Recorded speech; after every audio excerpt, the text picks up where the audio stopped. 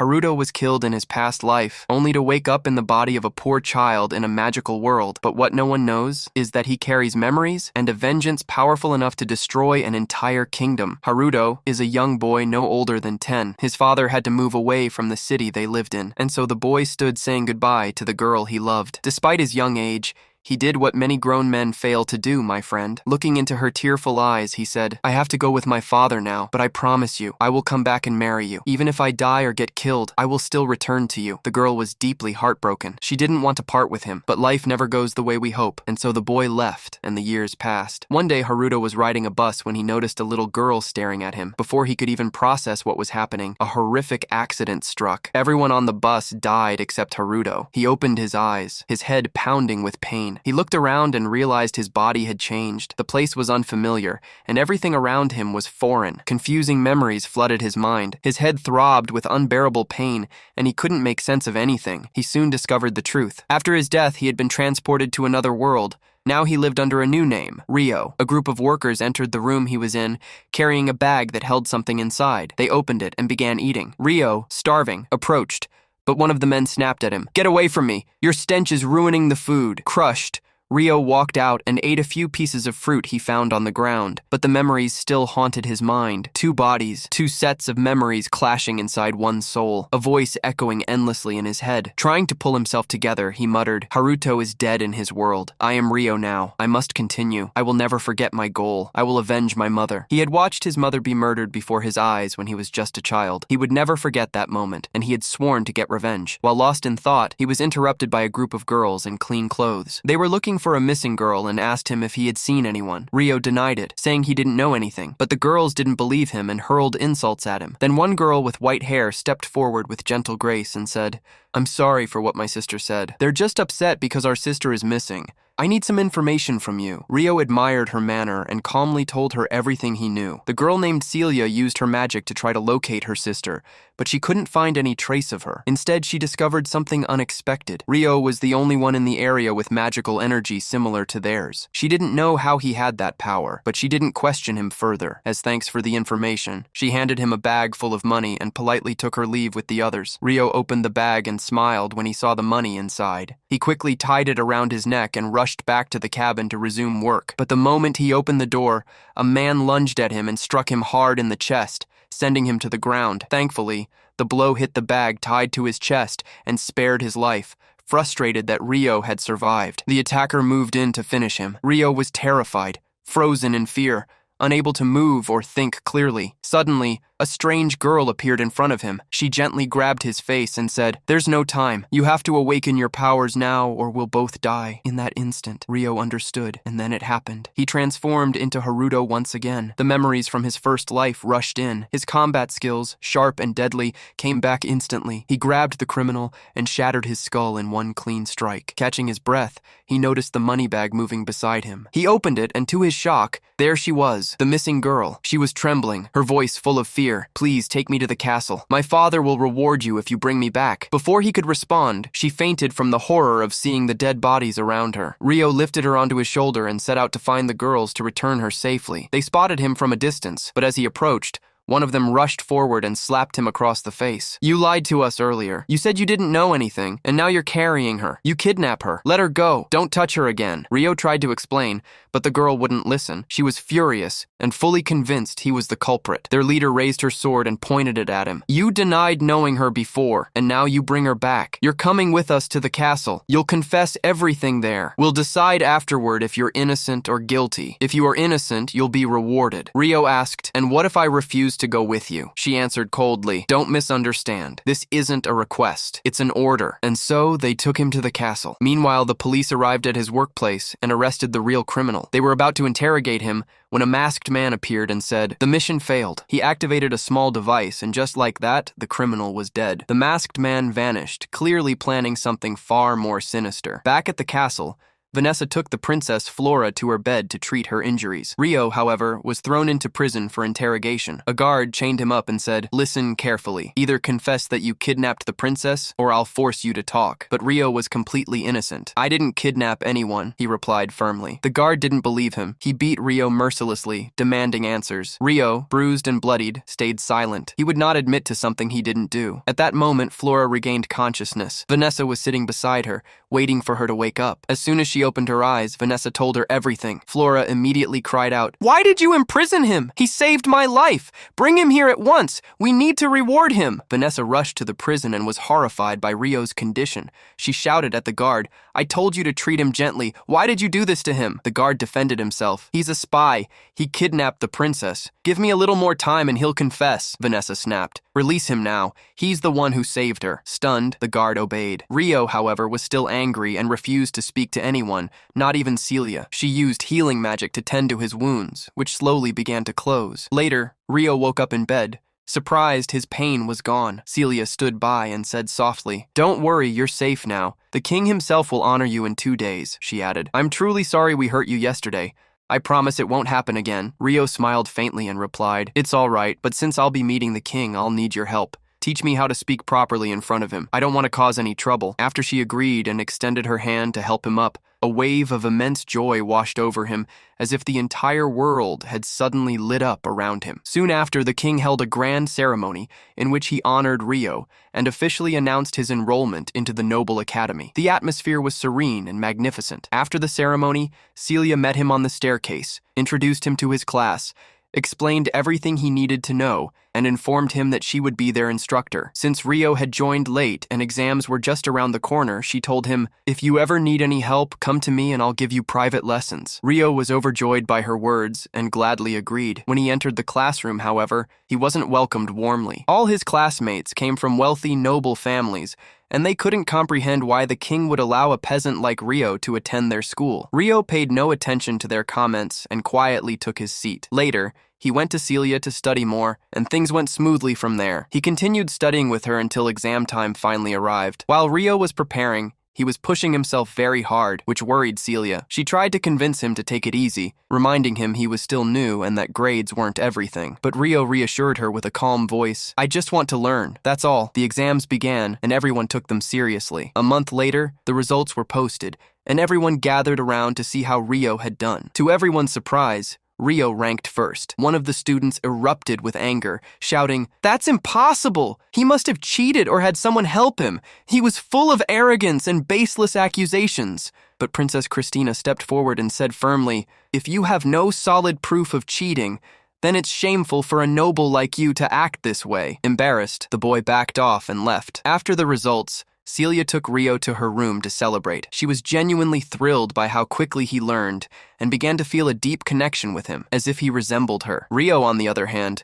treated her as though she were younger than him, and their bond continued to grow stronger each day. 5 years passed. One day, the sword instructor noticed Ryo's skill in swordsmanship and selected him along with 2 other students to represent the academy in the upcoming tournament. Many objected to the teacher's decision, but he stood firm and said, "Ryo will compete, and that's final." Before the tournament, as Ryo stood with Celia, she asked him, "What do you plan to do after graduation?" He paused, then said, "I'll leave this country. I want to visit my mother's homeland, the one she told me about when I was young." Celia was clearly saddened, but she didn't show it in front of him. Days passed, and the tournament finally began. 3 students were to challenge 3 knights to showcase what they had learned. The first match was Ryo's. As the referee called his name, another student sneered at him, saying, "Try not to embarrass us. Just lose quickly and get off the stage." Ryo ignored him and stepped into the arena. The referee called out the opponent, "Charles, step forward." Ryo immediately recognized him. It was the same man who had questioned him when he first arrived at the castle. Charles was still angry. His rank had dropped after his previous encounter with Ryo, and he had been punished. The referee signaled for the match to begin. Charles launched a barrage of powerful attacks, not giving Ryo a moment to breathe. Attack after attack, Ryo barely managed to defend himself, and the spectators thought he was done for. But then Ryo suddenly struck back, disarming Charles with ease. The referee was stunned and declared Ryo the winner. Charles stood there, trembling, yelling, "I was just holding back.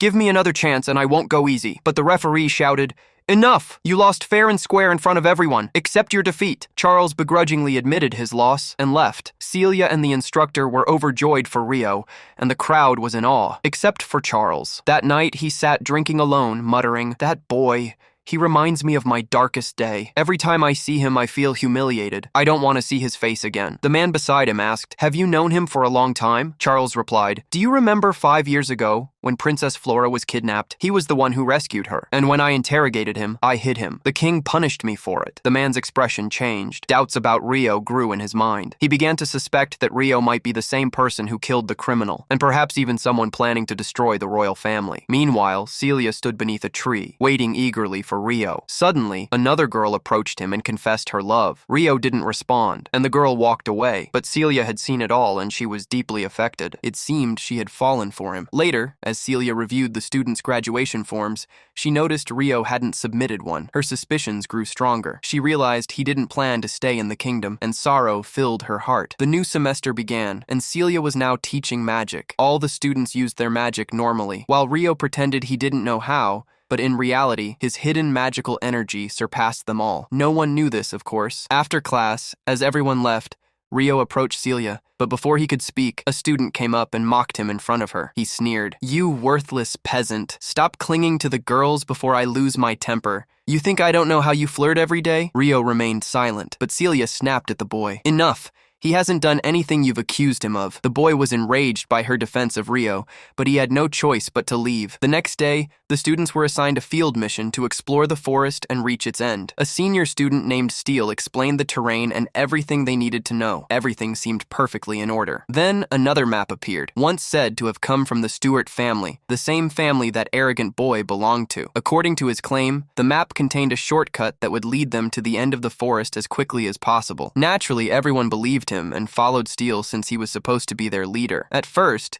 they encountered a group of weak monsters, which they quickly eliminated in seconds. They continued onward until they reached a dead end. Everyone was confused. One of them asked, "Where's the path, Steele?" The boy seemed genuinely baffled, unsure of what was happening or why the path had disappeared. Suddenly, more dangerous monsters ambushed them from behind. The entire group was trapped. One of the monsters struck with a spear and injured the boy's leg, causing him to fall to the ground, screaming. In the process, he collided with Princess Flora and accidentally pushed her toward the edge of the cliff. In that moment, Ryo threw aside everything he was carrying and used his powers to pull the princess back up, but ended up falling in her place. Although he wasn't hurt by the fall, he didn't know how he would face the others upon returning, or how he would even explain what had happened. Meanwhile, the other students banded together to fight the monster and managed to defeat it. The boy's leg was treated shortly afterward. When they asked him what had happened, they said, "Didn't you push Princess Flora and nearly kill her?" He denied everything, claiming that Ryo, the servant, was terrified of the monsters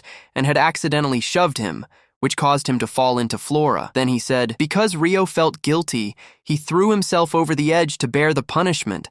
How disgusting. Where did he even get the nerve to fabricate such lies? Yet sadly, everyone believed him except for Flora. She knew the truth and wanted to find Ryo no matter what. Meanwhile, someone was watching from the shadows, plotting a trap for Ryo to test his true power and confirm whether he was the one who had killed that criminal in the past. While the students were walking along peacefully, Ryo was hidden nearby, listening to the pig's lies and deciding not to return to the town again for fear of causing more trouble. Besides, he had never felt comfortable there. He had been thinking about leaving for a long time. Suddenly, a massive and unfamiliar monster appeared before the students. They tried to attack it using their powers, but it was useless. The monster was far too strong. It struck several students, laughed mockingly, and charged at them like they were prey. Everyone realized they couldn't win, so they scattered and fled as fast as they could. Only Flora remained. She had seen some of the injured students and ran to help them. The monster noticed her and started moving toward her, and she seemed doomed. Terrified, she screamed for help as the monster reached out to kill her. But how could such a thing happen while the legend Ryo was around? He appeared suddenly and sliced off the monster's arm, shouting,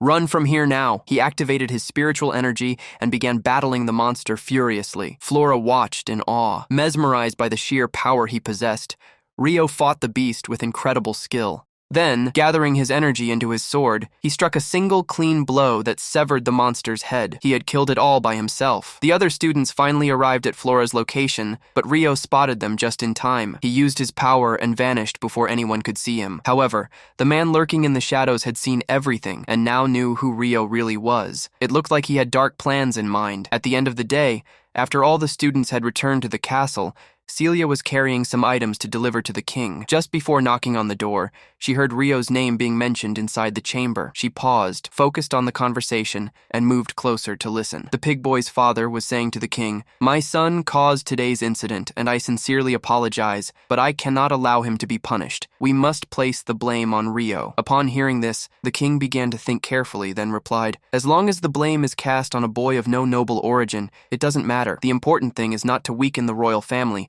or lose the Stuart family." The king agreed and said, "Do whatever you see fit." He smiled wickedly, clearly knowing exactly what he intended to do. As for Celia, after hearing all of that, she rushed to the library, her heart filled with worry for Ryo. Moments later, Ryo entered, disguised, to say goodbye before leaving. She ran to him and hugged him tightly, checking his body to make sure he was all right. Once she was assured of his safety, she sat him down and he began telling her everything that had happened in detail. After learning the truth, she became furious but didn't know what she could possibly do. Ryo then told her that he could no longer stay in the city and had to escape as soon as possible. He said, "But because you're the dearest person to my heart, I came to say goodbye." Celia was deeply moved by his words. She replied, "Take care of yourself. I'll wait for your letters to know you're safe. Just don't keep me waiting too long." He said, "All right, but I'll send the letters under a different name, Haruto, so no one becomes suspicious. Goodbye, Celia." She ran to him once more and hugged him tightly. "I'll wait for you," she whispered. Then he left, and her eyes filled with tears. She could barely hold back. She recalled all their memories together, overwhelmed by sorrow. Ryo left the forest, heading toward his birthplace, Nagumo City. On his way, he passed through Arslan City and stopped to eat and relax for a bit. While browsing the wanted posters,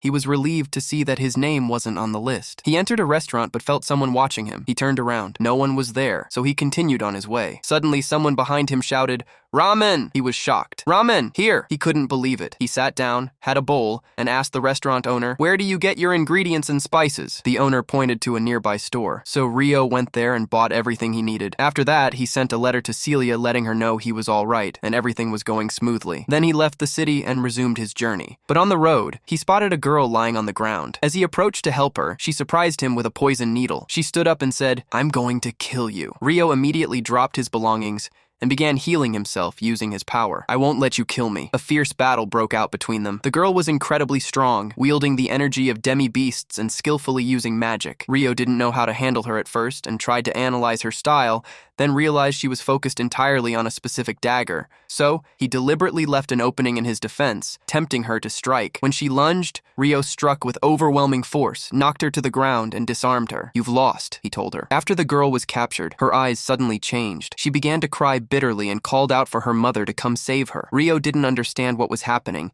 and used his powers to try and calm her down. Then she fainted, memories flashing through her mind, memories of what had led her to this moment. She was from the same world as Haruto. She had boarded the very same bus he had before his death. After she died, she too awoke in this world, but as a slave, forced to serve the arrogant son of Stuart. That vile boy tormented her every single day, beating her until she could no longer resist. Around her neck was a slave collar, one that sent jolts of electricity through her body whenever she disobeyed his orders. When Ryo saw the collar, he realized someone must have ordered her to kill him. So he focused his mind and began searching for a spell that could remove it. After much effort, he succeeded, and the collar was finally broken. Latina awoke to find Ryo standing before her, his hand extended toward her. Fear surged through her, and she scrambled to reach for the knives behind him. But Ryo calmly said, "Don't try it. There's no point in what you're doing. I know you were forced to follow his orders and that you tried to kill me because of him.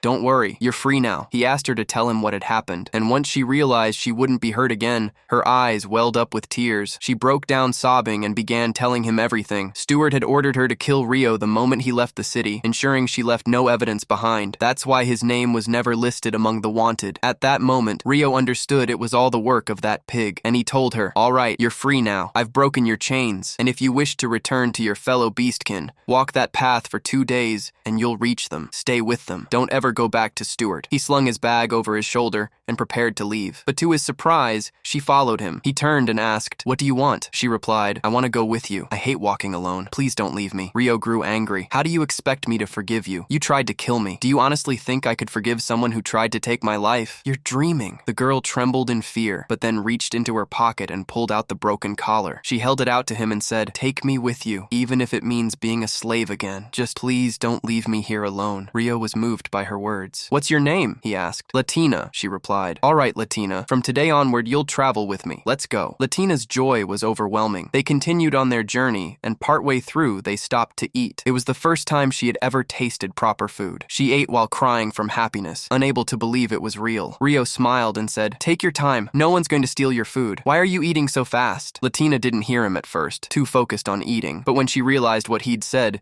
she looked up and replied, "This is the first time someone has treated me kindly. I'm just so happy." Ryo was pleased to hear that. "Then from now on, you'll eat the best meals every day, and no one will ever hit you again." Meanwhile, far away, Celia was reading a letter from Haruto. Her heart brimmed with joy. She missed him deeply and silently wished him all the best. That night, Ryo and Latina set up camp. Ryo took out a bowl of ramen and began preparing it as spaghetti. To his surprise, Latina recognized it instantly, calling it by its name from their former world. Ryo was shocked. "How do you know its name?" he asked. "I used to eat it before," she said. Though she didn't tell him where, Ryo grew more suspicious that she'd gone through a similar experience to his, but he still wasn't sure. Later that night, as she slept, Latina was tormented by nightmares, visions of Japan, and the accident that had taken her life. That's when Ryo knew for certain she was from the same world. He felt a deep sorrow for her and found himself growing more attached. By morning, they resumed their journey. The bond between them grew stronger. Latina began to see Ryo as an older brother, a protector who would shield her from all harm. She was truly happy by his side. Eventually, they arrived at a dense forest. There,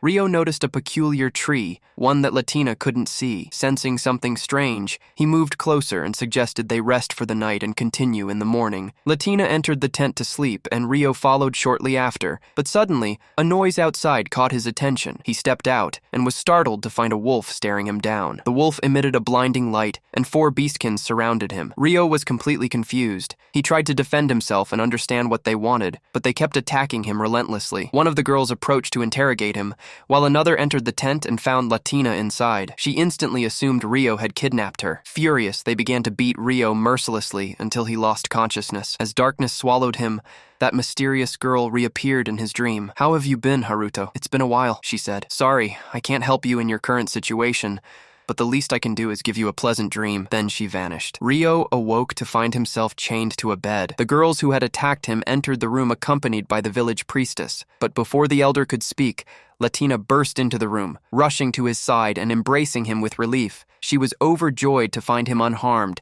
and apologized for not being able to help. She asked who had done this to him. Realizing their grave mistake, the girls apologized sincerely. They unchained him, and the elder instructed them to prepare a comfortable room for him. Now that they understood he was innocent, the old priestess said, "Tomorrow I will formally apologize. For now, rest." Ryo agreed, still unsure of what was going on. The next morning, he spoke with the elder, asking her about the mysterious tree and why only he could see it. She explained, "It's because of the spirits. Those with the ability to use them can see that tree." "Do you use spirits, Ryo?" he replied, "Something like that." They entered a sacred chamber within the village where 2 elders awaited. Their demeanor was gentle, and they spoke to Ryo with great respect. First, they apologized for the way he had been brought in. Then they said, "You have earned a reward for saving one of our kin." Ryo responded, "I'd like you to take care of Latina. She's been attached to me ever since we met, but my journey is dangerous, and I may not be able to protect her." The old priestess stepped forward. "We already intended to do that. Choose another gift, Ryo," he replied. "If you have someone who can teach me the art of spirits, I would be truly grateful." They all agreed. "Consider it done." Then a woman entered the room. Everyone stood in respect. Her name was Doris, the spirit of the tree, revered by all. She approached Ryo, placed her hand on his head, and said, "Strange, inside you sleeps a human soul." Ryo didn't understand. "What do you mean?" "There's another soul inside me," Doris explained. "Yes, you possess a power unlike any other. Within you lies a dormant soul, human in form. If it awakens, it will grant you tremendous support and vastly enhance your abilities." Ryo struggled to grasp the full meaning of her words, but simply nodded and said, "All right." Days passed in the village, and Ryo had begun his intense training, seeking to enhance his spiritual energy. He learned new skills under the guidance of everyone in the forest. As for Latina, she now lived in a clean home alongside 3 demi-human girls. For the first time in a long while, she seemed genuinely happy. Meanwhile, a criminal was seen heading toward a cave, accompanied by a young boy. At the cave's entrance, the man said to the boy, "Stay here. I'm going to do something inside and we'll be right back." Moments after entering, he emerged holding a dragon egg in his hands. The boy, bewildered, asked why he had taken it. The man replied coldly, "That's none of your concern. I'm going to run some experiments on it. Just carry it and keep it with you until we reach the city." The boy obeyed, though his anxiety was obvious. Nervously, he asked, "Won't the dragons come after us? Why did we take their egg?" The man laughed wickedly. "Relax, no one will find us. We're far enough away now." But as he glanced back, his smirk faded. A swarm of dragons was flying straight toward them, their eyes brimming with fury. At that very moment, Ryo and Latina had just been officially recognized as members of the village. Doris herself had bestowed upon them the seal of belonging. A great celebration was held in their honor, filled with joy and cheer. Latina had fully blended in with the other girls and truly adored her new life. Seeing this, Ryo decided it was time to tell her his intentions to leave. Elsewhere, the criminal and his companion had stopped at a site near the forest. The man said, "We'll rest here tonight. Take this pill. I'll go scout the area." The boy took the pill, though he looked uneasy. The man then used his magic to soar into the sky, heading toward the dragon's nest. Finally, he muttered to himself, "It's time to execute the plan." Meanwhile, Ryo had taken Latina deep into the forest. He wanted to speak with her alone and share his decision. Latina walked beside him, smiling brightly. "Let's go back and rejoin the celebration," she said. "Why are we heading away from everyone? I need to talk to you about something important," Ryo replied. "But first, I have one question. Have you enjoyed your life in this village?" "Enjoyed it?" she exclaimed. "I absolutely love it. Everyone is kind to me. I have friends. Life here is peaceful and warm." "That's wonderful," Ryo said, smiling. "But there's something I must tell you. I'll be leaving the village to continue my journey alone. I don't want you to get hurt if something bad happens." Latina froze, her expression quickly clouding with sorrow. "No," she said softly. "I won't let you go. I want to come with you." Ryo tried to explain that his journey was dangerous, and he might not be able to protect her, but she was heartbroken and walked away without another word. Back in the city, alarms rang out as the dragons approached. Guards were mobilized to face the threat. At the same time, the criminal used the absence of the dragons to slip into their nest and began stealing their eggs. It was clear he had something sinister in mind. Some demi-humans noticed the young boy and moved to interrogate him, but he panicked, unleashed the hawk that accompanied him, and fled. One of the girls tried to bring him down, but missed. He was still celebrating his narrow escape when a massive dragon descended in front of him. His fate was sealed. Meanwhile, the criminal had gathered all the dragon eggs and completed his mission.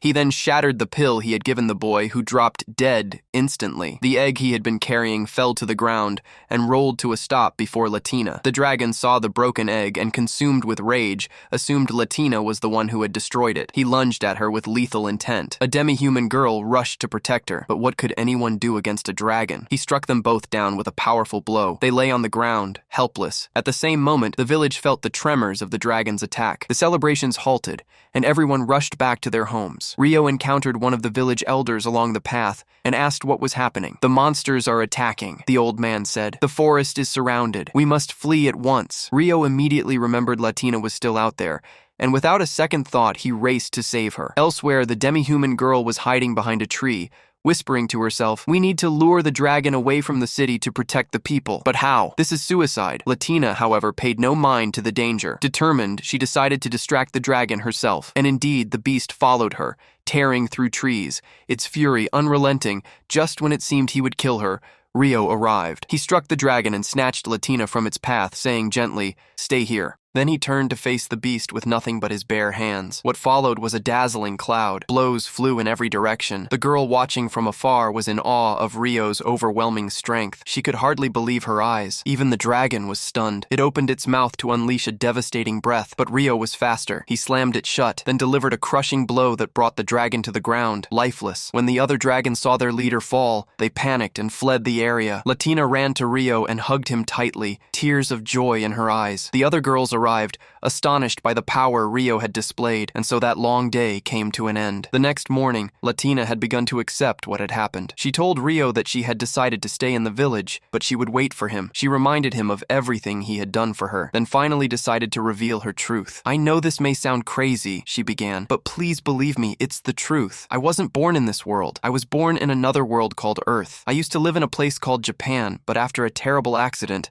I found myself here, she continued. You might be wondering why I feel so close to you. It's because you're so kind. You remind me of someone I once knew, someone very dear to me in my previous world. Of course, she was talking about Ryo himself, dear reader. I believe you, Ryo replied gently. Every word you've said, I believe it. Don't worry, he added. By the way, I'm from Japan too. I figured everything out about you while you were asleep. But since you still seemed uncertain, I didn't want to say anything. It's true, we're the only two from Earth here. But don't worry, I will never abandon you. From now on, you're my little sister, Latina. Latina was overjoyed after hearing Haruto's words. Shortly afterward, Haruto began preparing for his departure. While bidding farewell to everyone, gifts poured in from all directions to the point where he didn't even know where to put them. His surroundings were overflowing. An old man handed him a special bracelet saying, "This will make everything easier for you." Indeed, the bracelet had the ability to store all his belongings, which delighted Haruto greatly. Once everything was ready, he set off toward the homeland of his father and mother. And here, my friend, begins a brand new chapter of this tale. So, stay with me and enjoy what's to come. Haruto finally arrived at his destination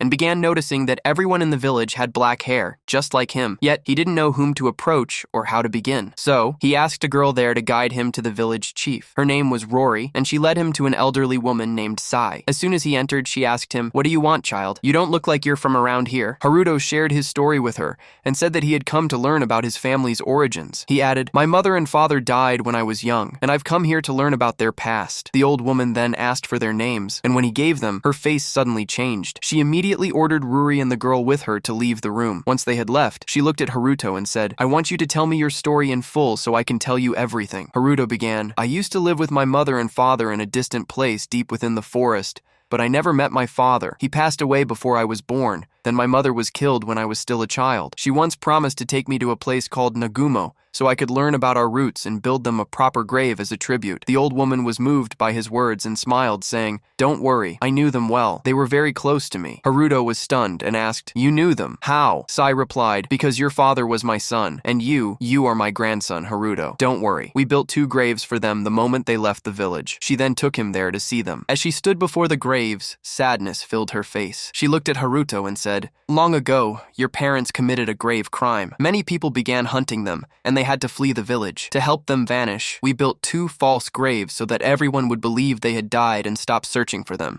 Haruto didn't fully understand, so he asked her why, but she simply said, "I'm not the one who should tell you the rest of the story." She then returned to her home, leaving Haruto alone by the graves to pray for his parents. He sat in deep sorrow, lost in thought before the tombstones. That night, he returned to the house, changed clothes, and went to sleep. The next morning, he began preparing food, joking around with those around him. The air was calm and cheerful. Later, Haruto met a young man named Shin, and the two immediately liked each other. They decided to go hunting together. Haruto showed great skill, catching everything that came his way. As for Shin, he barely managed to catch anything. That evening, Haruto found his clothes dirty and created a bath using his powers. He entered to clean himself, and as he came out, Ruri and Alma saw him. They were stunned by how clean he looked and asked, "How did you come out this clean? What did you do in there?" He explained the idea of a bath to them. They could hardly believe it and ran inside with delight. The next day, Haruto was speaking with his grandmother, Sai, when they suddenly heard shouting from the direction of the bath. They rushed over and found a man named John arguing with Shin. John shouted, "Why are you standing near the bath? Are you trying to hit on my sister? Leave this village, you filthy bastard!" John was crude and harassing the girls. Shin couldn't take it and went to strike him, but he was no match. John easily grabbed him by the arm and started choking him. Just in time, Sai intervened and said, "Enough, John. If you weren't the son of the neighboring village chief, I would have locked you away until you died." John replied mockingly, "What's all this about? My cart broke down and I came to spend the night here. Is this how you treat a guest?" Sai couldn't find the words to respond. John walked away, and as he passed by Haruto, he tried to trip him. But do you really think Haruto would fall, my friend? No. John was the one who stumbled and fell, looking completely humiliated. A while later, the tax officer arrived in the village and decided to spend the night as well. During Haruto's training, Ruri and Alma were watching, amazed by his strength and physique. They asked him, "Why do you train like this every day? What drives you?" Haruto was reminded of his past love, the girl he once promised. "Even if I die, I will protect you." He told them, "It's a long story, but I'll tell you. When I was young, I loved a girl very deeply. I made a vow to keep training so that I could protect her. She's grown up now, and I don't even know where she is or whether she's still alive. But I've never stopped training because I believe our promise still lives. No matter how far apart we are, we'll meet again." The girls were deeply moved, filled with admiration and emotion. Later that night, Alma became scared of John and went to sleep in Rur's room. When Haruto found out, He gave them a magical stone and said, "Place this in your room. If anything happens, I'll be able to protect you." They took the stone and did as he asked. That night, John and his gang were plotting to break into their room. They waited until everyone was asleep. John crept toward the room. Ruri opened her eyes and found him standing there, pressing his hand over her mouth. "Don't make a sound," he whispered. Then Elma woke up too, and John threatened, "If I hear a word out of you, I'll smash her face in and you're next." But did he really think he could get away with this? While Haruto was around, the legend himself stormed in and wiped out all of John's men. The moment he saw them, a vision of his mother's death flashed before his eyes. He shouted, "What are you doing?" John tried to fight back, but Haruto circled behind him, grabbed his throat in pure fury and growled, "I said, what are you doing?" John was helpless. Haruto unleashed a barrage of blows. Fist after fist smashed against his skull. Unrelenting, terrifying. Even the girls were stunned by his raw power. Just as John was about to be beaten to death, the tax officer intervened and grabbed Har's arm. "If you hit him again, he'll die right here," he said. "I saw everything. Hell be punished for his crimes. You, Haruto, go and rest." Haruto obeyed and walked away. He stood beside a tree boiling with rage. He whispered to himself, "Once again, I forgot my purpose. I cannot let that bastard who killed my mother continue to live. I must get revenge no matter what." Afterward, Ryo returned home, and everyone was expressing their heartfelt gratitude for saving the two girls the night before. Even the tax chief himself thanked him and was genuinely astonished by Ryo's actions. The following morning, the tax chief was preparing for departure. He took the goods with him and also had John and his companions arrested, intending to take them to his father for trial. While speaking with the elderly woman, she handed him a letter and said, "Please deliver this to your father when you arrive." The young man replied, "All right," and began preparing for the journey. Everyone set out alongside the tax chief to deliver their goods and sell them at the market. Upon arrival, John and his group were taken away for trial, while the tax chief handed the letter to his father. By the way, his father's name was Hayate. Hayate read the letter, and a look of deep astonishment took over his face. He immediately ordered his son to go and bring Ryo at once. Indeed, Ryo was found and brought to the palace. As he entered and sat down with them, Hayate looked at him in disbelief and said, "I can't believe my eyes. You look exactly like her, Ryo." Ryo, puzzled, asked, "Like who? What are you talking about?" Hayate began recounting the story from the very beginning, saying, "Your mother belonged to the royal family. I was her servant and the one responsible for her protection. One day, while I was training the soldiers, a strange young man appeared. He was fierce and powerful, defeating all enemies on the battlefield, and he was the reason for our many victories. I challenged him to a duel to measure his strength, but he defeated me effortlessly. From that moment, I decided to appoint him as the guardian of the princess, your mother, Ryo. Over time, their bond grew closer and deeper, and the princess eventually fell in love with him. But during one of the royal meetings, the emperor's son saw her and was captivated by her beauty. That night, he sent his servant to kidnap her, but your father confronted him and delivered a fatal blow. When the emperor's son discovered what had happened, he was enraged. He demanded to marry the princess as a political arrangement, threatening to plunge the nation into war if the demand wasn't met. With no other option, the king decided to help your parents flee the village to escape the wrath of those vicious hounds. They left filled with sorrow. As Ryo listened to the tale, his eyes burned with grief and rage. Hayate continued, "And now I want you to meet the king and queen.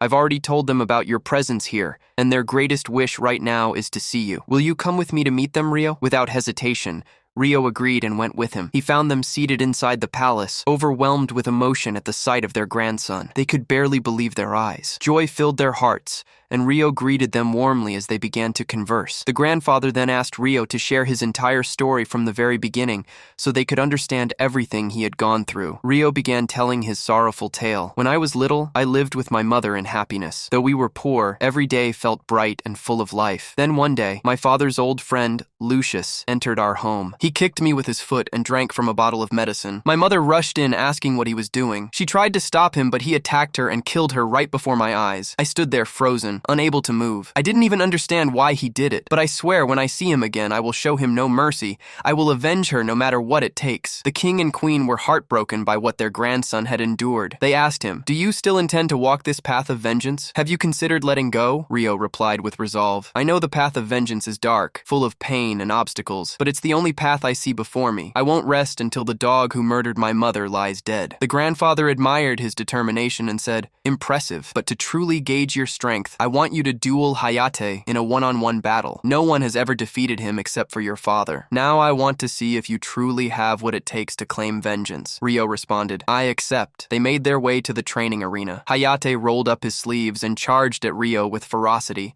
thinking he was just a weak boy, but he had no idea that Ryo would make him look like a mere child. Everyone watching the match was in disbelief. How could the legendary Hayate be unable to match Ryo? Hayate stepped back, preparing to use his ultimate technique to end the duel. He thought it would be enough, but Ryo unleashed his strongest move, the water spirit technique, and struck him down with overwhelming force. The king and queen were stunned. They said, "Well done, Ryo. We are no longer worried. When your journey is complete, return to us. We will always be waiting for you with open arms." Ryo replied, "All right, I'll come back." After that, Ryo returned to the village. Everyone had already entered earlier, but Rory saw him standing by the graves of his parents. He was reaffirming his vow, whispering, "Now I know the full truth. I will take your revenge. Don't worry," he added. "Goodbye." Then he went home and told Rory everything that had happened. She was overjoyed to learn that Ryo was her cousin, and her happiness knew no bounds. Later, Ryo told his grandmother that he didn't plan to stay forever. He would remain until the next harvest, then continue his journey to explore the world. The elderly woman didn't object. She said, "All right, do as you see fit." Days passed, and Ryo gradually became an essential part of the village. He helped everyone in many ways, and they all grew to love him. Life there was peaceful and warm. One day, while he was teaching Alma a few things, she realized that he would be leaving in 2 months. She was devastated, unable to hold back her tears. She whispered, "All right, I understand." She returned home in tears, not knowing what to do. Her brother saw her and asked, "What's wrong? Why are you crying? Who upset you?" She replied, "No one upset me. I just found out that Ryo will leave the village in 2 months. He didn't do anything wrong. The problem is with me." Shin understood right away. His sister had completely fallen in love with Ryo, so he went to the elderly woman's house and knocked on the door. Ryo came out to greet him and asked why he had come at that hour. Suddenly, Shin knelt to the ground, bowed his head, and pleaded, "Please stay in our village. I know I'm being selfish, but I beg you, don't leave." His sister saw him kneeling for her sake, and her heart ached. She rushed to them and apologized for what had happened. Shin looked at her, unsure of what to do, his eyes heavy with sorrow. After that, Ryo gradually began to understand the situation and realized what was happening around him. Days passed and months followed, until the long-awaited day of the harvest finally arrived. Ryo was preparing to leave, and everyone was celebrating the occasion, enjoying the food he had prepared for them as joy filled the air. But while Ryo was standing amidst the celebration, Alma approached him and asked him to come with her. Ryo agreed and followed her to see what it was about. Alma stood before him, overwhelmed by shyness, speaking in a low and cautious voice. She confessed her feelings to him and said, "Please take me with you on your journeys. I love you, and I cannot live without you." But Ryo, after listening to her, gently apologized and said, "I'm sorry, but I cannot return your feelings." Alma tried to persuade him in any way she could, but Ryo's heart had already been stolen by another girl the moment he arrived in the village. Shin had been watching the situation from afar and saw his sister's heart break before his eyes, powerless to stop it. The next morning, Ryo began preparing his belongings and got ready to depart. He bid farewell to everyone, and all were saddened by his departure. But Alma didn't come to say goodbye, which made him even sadder, for he felt he had broken her heart. As he left the village, he found her standing there waiting for him. She said with a smile tinged with sorrow, "I know you don't love me now, but believe me, I won't give up. I'll keep trying until the very end. I'll never grow tired. You just have to do your best to keep up with my pace, Ryo. See you." Ryo smiled at that moment, feeling happy that she had returned to her strong self, and replied with a smile, "See you." Then he continued on his journey until he reached the city of demihumans, where he met Latina. The girl was overjoyed to see him return completely immersed in happiness. Ryo greeted everyone and told them he had been passing through and decided to visit. He also mentioned he was planning to build a small house to stay in during his visits, and everyone welcomed the idea and offered to help. Ryo returned home and took a short nap, and suddenly he woke up to find a girl sleeping beside him. He screamed, and the girls rushed in as soon as they heard his voice, witnessing the scene with their own eyes. Ryo, in panic, said, "I don't know anything. Don't misunderstand." The girls couldn't comprehend what was going on, and everyone stood stunned, unable to make sense of it. At that moment, the girl introduced herself. Yes, she was the spirit Ryo had once made a contract with, the one who saved him when he was a child. But now she was suffering from memory loss. Unable to recall anything about herself, Ryo gave her a name and said, "Come with me. We'll go to Doris to discover who you truly are." He named her Licia. They reached the village elders and everyone got to know her and things went smoothly. Then Doris arrived and began analyzing her energy and speaking with her. She asked her many questions, but Lysa didn't know the answers and didn't respond to any of them. Doris asked her about the elements she could use. Lysa answered with confidence, "All of them." Doris was stunned and said, "All of them? Are you joking?" But Licia reaffirmed, "Yes, I use them all." Doris couldn't believe what she was hearing and asked Ryo to test her. They went outside and the battle began. At first, Ryo tried close combat and Licia matched him skillfully, moving cautiously as if afraid to hurt him. Then she tried using all the elements. She wasn't joking. She really could use every element with immense spiritual power, even vanishing suddenly from sight. It was truly astonishing. Doris intervened at the last moment and stopped the fight before they destroyed the forest. Then she began explaining more about spirits and their nature. After that, everyone stayed there for a while, learning more about each other's abilities. Days passed and months followed until Ryo ended his stay there and decided to continue his journey. The villagers gave him a set of gifts, including a hairpin that allowed him to change his hair color to any color he wanted, and a magical compass that would instantly return him to the forest. He said goodbye to Latina and everyone else, then resumed his journey. His plan was to pass by the kingdom where he had studied as a child to greet Celia, especially since he hadn't sent her a single letter in 2 full years. At that time, Celia stood in the garden holding Ryo's last letter, deeply saddened, hurt by the silence he had left her in. Charles, the meddlesome young man, saw her and began to approach with his usual words. It was clear she had been engaged to him, but he was approaching her in an annoying way she could barely tolerate. Meanwhile, Ryo had arrived in the city, disguised along with Licia so no one would recognize them. They quietly sneaked toward Celia's room inside the palace and successfully reached it. They opened her desk, but it was completely empty. There was nothing inside. Ryo was shocked and asked Lysa to use her magic on one of the nearby servants to interrogate him. He asked, "Where is Celia? Why isn't she here?" The man told him that Celia was now at the Duke's mansion. Ryo was stunned and asked why. The man replied, "It's normal. Her wedding will be held soon. She's going to marry Charles Arbor." Ryo froze in place, unable to believe what he was hearing. He immediately asked, "Is this marriage her choice?" The man replied, "No, it's purely a political marriage. 3 years ago, a war broke out in the kingdom, and the king and his daughter Flora fled. After that, the Arbor family seized power, and to strengthen political ties, Celia was chosen to be Charles's bride." Ryo couldn't contain himself and decided to go see Celia himself and find out the truth. He asked Lysa to locate her and learned she was at the Duke's mansion, heavily guarded from all directions. Do you think Ryo would back down? Of course not, my friend. He snuck through the darkness without anyone noticing, and finally reached Celia, who was in deep sorrow, contemplating burning Ryo's letters. And in that moment, the hero appeared. He opened the door, and his hair returned to its natural color. Celia recognized him instantly, couldn't believe her eyes, and threw herself into his arms. Overwhelmed with joy, they spoke for a bit. Then she hurried to prepare some tea. Ryo asked her, "I heard you're getting married tomorrow. I don't want to bother you or belittle the man you're about to marry, but Charles doesn't deserve you, does he? You know that, don't you, Celia?" She replied, barely holding back her tears. "Yes, I'm marrying him tomorrow. I know your memories of him aren't pleasant, but I've grown up now and reached the age of marriage, and I must marry." Ryo asked, "Are you sure about this? Do you truly want to live with that man?" She hesitated, then burst into tears. "And if I refused, would you take me? Would you marry me? Would you take me away from this place and run?" "Of course not. Forget what I said and get out of here before you're caught." Ryo didn't understand why she was acting this way, and he tried to get the truth out of her, but she refused to answer and told him, "Leave." Ryo left indeed, unable to understand what was going on. As for Celia, she felt overwhelming happiness to have seen him again, and said to herself, "This is for the best. I'm just a puppet following orders. Ryo shouldn't have to carry my burdens." At that moment, Ryo stood beside Aisha, sorrow clouding his face. He was clearly displeased with the situation and with Celia's behavior, and he was doing everything he could to uncover the full truth. And indeed, the next morning, Celia was preparing for her wedding ceremony. The sadness etched deeply into her expression. Meanwhile, Charles was standing with a known criminal, and it became clear that the two had formed a secret alliance, aiming to overthrow the royal family and seize the throne. The criminal sensed a spiritual presence nearby, but he couldn't pinpoint its source. As for Celia, once her preparations were complete, she stepped out of her room only to be introduced by Charles to his 6 other wives. Yes, my friend,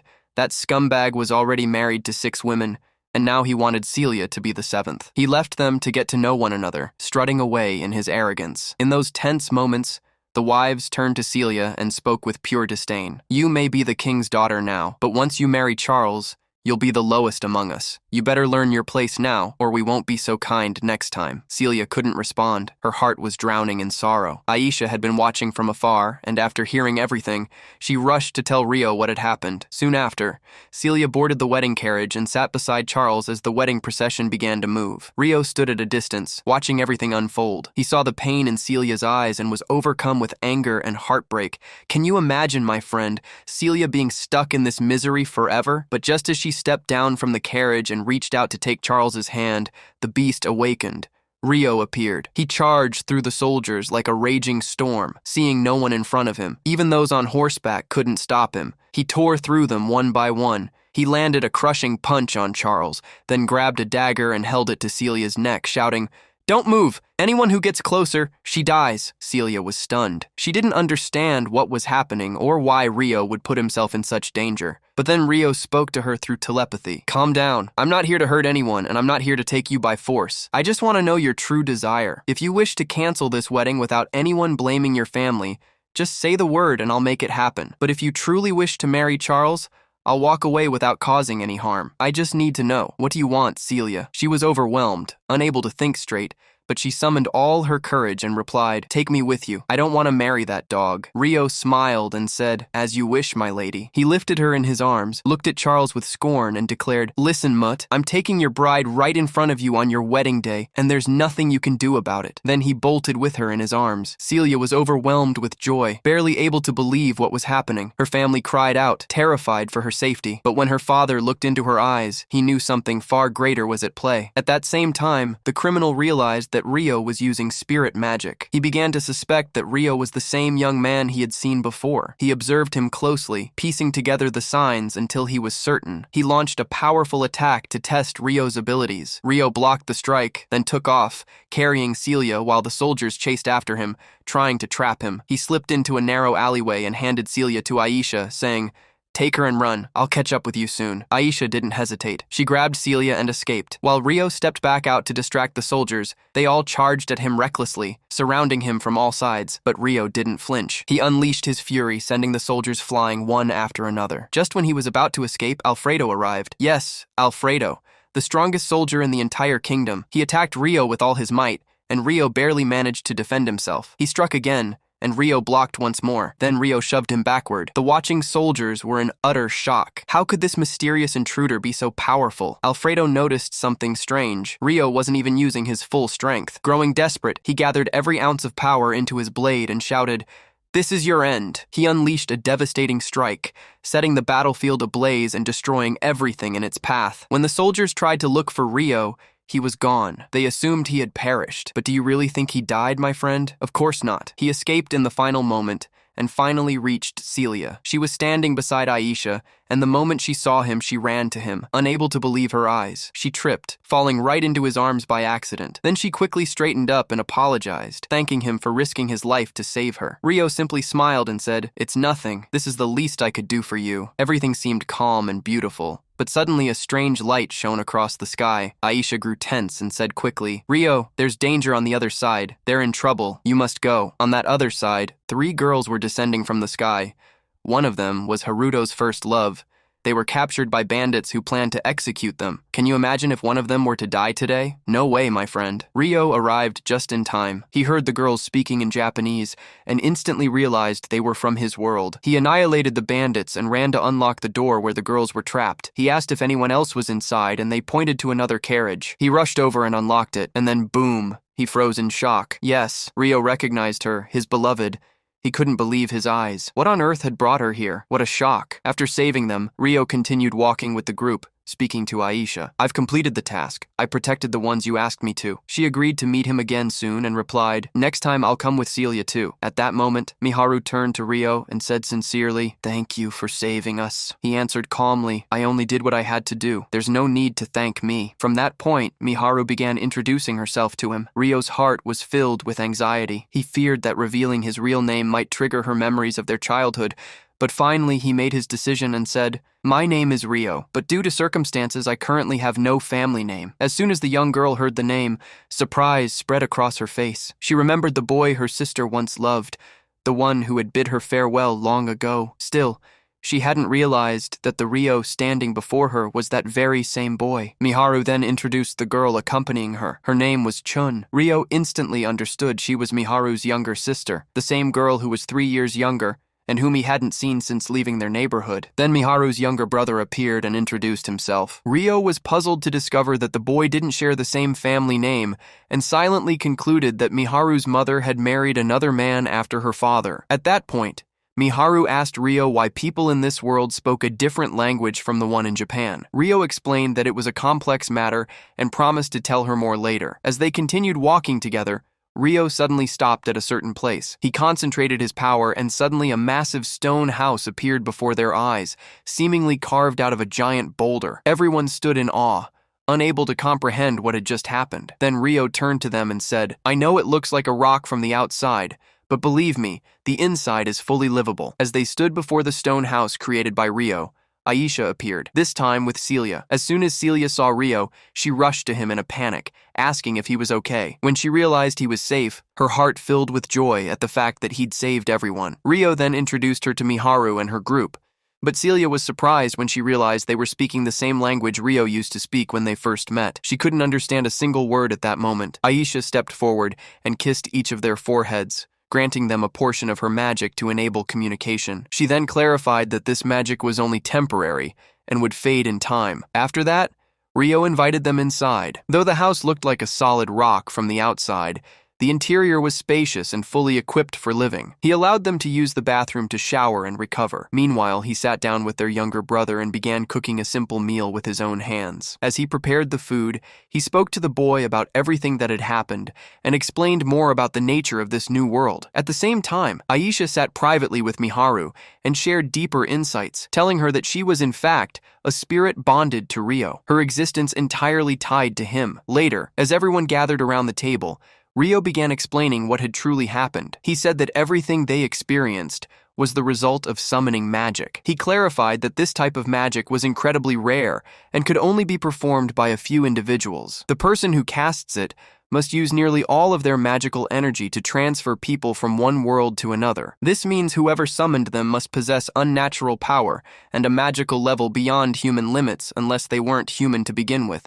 Miharu looked up at him, her face filled with concern, and asked if there was a way to return to their world. Ryo replied honestly that he couldn't give her a definite answer yet, but promised to do everything in his power to find a way back for them. Then he revealed part of his own secret. He too had come from Japan, but unlike them, he hadn't arrived in his own body. Instead, he had awakened in the body of a newborn child in this world, and since then, he'd lived a new life from the beginning. That's why he explained their chances of returning were far greater than his. At that point, Celia joined the conversation. She said that before coming to this world, she had heard of an ancient legend she once dismissed as a myth, but now realized might be true. She began recounting, 1,000 years ago, the kings were in a long war against the demons to protect mankind. These wars lasted for many years, until the kings finally chose 6 heroes and granted them the authority to rule the world on their behalf. Ryo then commented that this legend might be directly related to the events happening now. However, Miharu shared that before arriving in this world,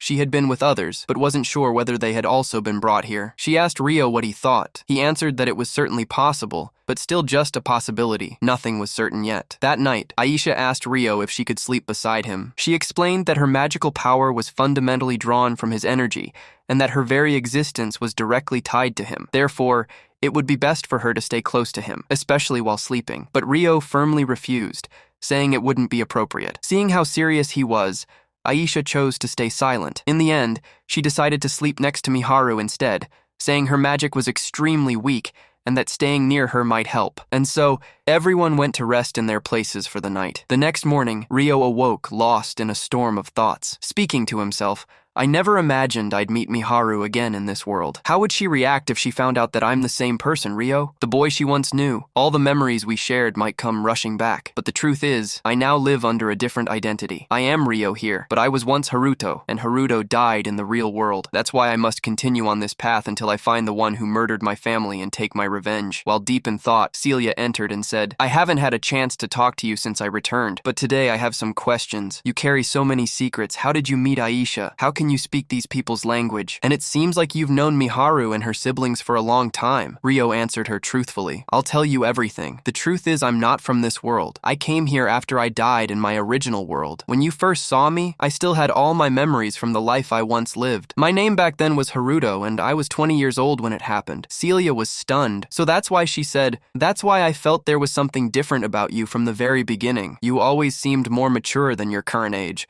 like someone who had lived a much longer life. That's what made you feel unlike anyone else, Ryo continued. By coincidence, Miharu and her siblings who were transported here, they're also from my world, and Miharu especially. She's not just anyone. She was my childhood love, the girl I once promised to return for and take with me when I grew up. Upon hearing that, Celia finally opened up about what had truly been troubling her. She admitted she'd been constantly worried about her father and didn't even know if he was safe. Ryo tried to comfort her and suggested she write to him to check on him, but using an alias so that she wouldn't be discovered and still get her message to him. That night, we see Charles sitting with Rice, both discussing the strange events unfolding around them. Rice said, I never expected your fiancé to be kidnapped so suddenly, but Charles, trying to appear composed, replied, there's no need to worry. We managed to eliminate the bandits. The problem now is we have no information on Celia's whereabouts. Even worse, all our searches have come up empty. So, we'll have to close the kingdom's borders until we find a new lead. Doubt began to creep into Rice's voice. Maybe it's Ryo and that spirit of his, Aisha. Maybe they're the ones hiding her, Charles replied seriously. It's becoming clear now. The legendary prophecy is being fulfilled, the one that foretells a hero descending into our kingdom.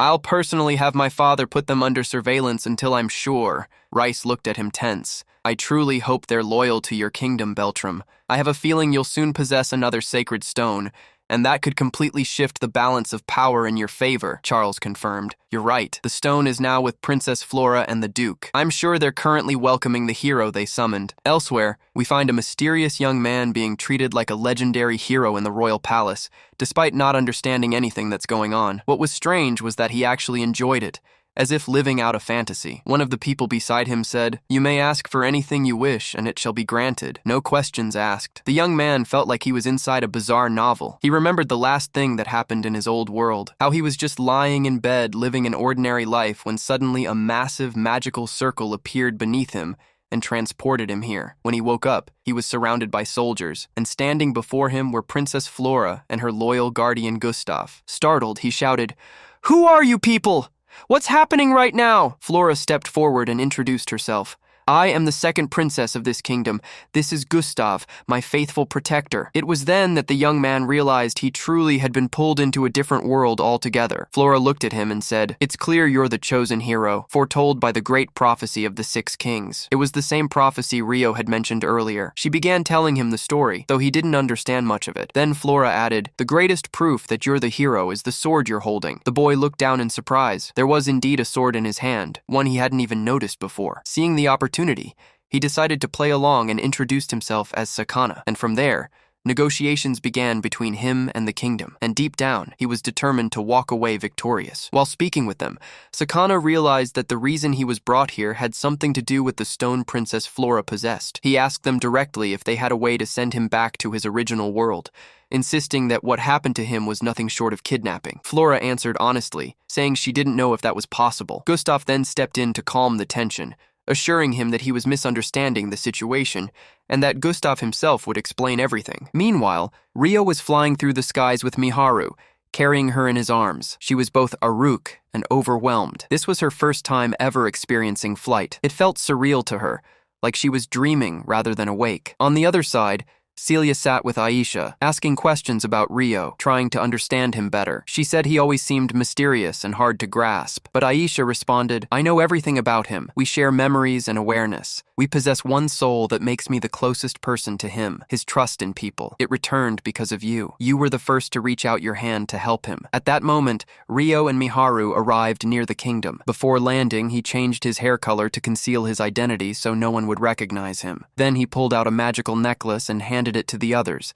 explaining that they could use it to change their hair color too, so they could walk around safely without drawing attention. They descended into the market and began exploring, buying clothes and other goods. Miharu was filled with joy, barely able to believe what she was experiencing. Upon returning home, Ryo sat down with them and told Miharu that he had searched extensively for their missing friends, but had found no trace of them. He explained that the most likely scenario was that they too had been summoned into this world as part of the 6 heroes mentioned in the prophecy. Miharu was shaken by the news. Overcome with anxiety, she no longer knew whether her friends were safe or if their fate had already taken a dark turn. The next morning, Ryo decided to leave. He bid everyone farewell and entrusted Aisha with taking good care of everyone at the house. Then, using his unique techniques, he teleported and vanished in the blink of an eye, arriving at the spirit village. The moment his feet touched the ground, Latina appeared, having sensed his energy from afar.